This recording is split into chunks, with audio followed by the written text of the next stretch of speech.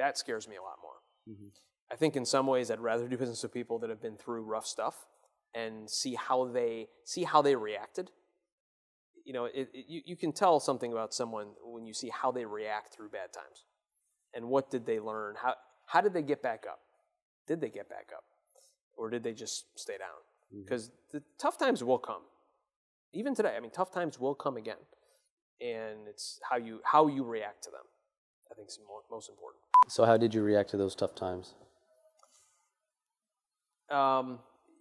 So I think the way, first of all, like you never know how bad they're going to go. Like you think it's bad 1 month, and then you realize that wasn't even close, that it's going to get worse, and then you think that that's as bad as it's going to get, and then it gets double as bad and triple as bad.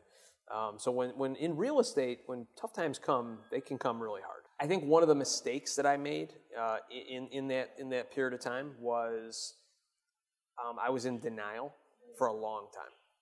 And I think that that's actually something that happens a lot in your first go around when you go through a downturn. You're in denial that it's even happening. You think you have a handle on it. Only a few people will tell you the truth of how bad it's going to get, and you don't want to hear it. You assume that, like at that time in my life, I had really never failed at anything. So I assumed, like most other problems that I had in the past, I was going to be able to figure out. That was the one I couldn't figure out.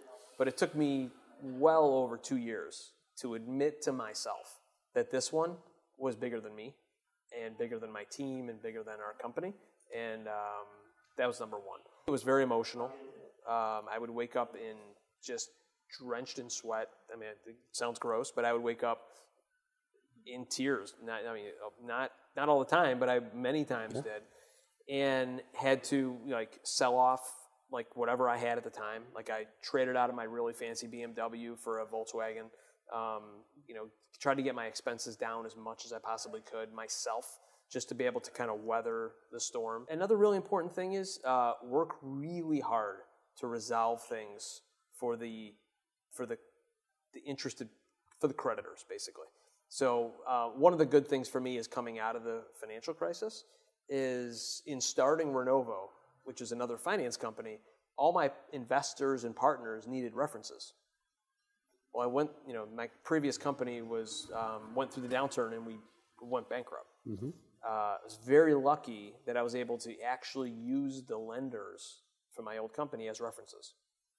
Now, that's kind of rare, but it was because we worked our butts off for years helping them resolve the issues as much as we possibly could. Not to say that I didn't disappoint people along the way. I absolutely did. That I didn't piss people off along the way. I absolutely did. But when you're going through those really shitty, terrible times, there's only so many, things you can juggle at one time.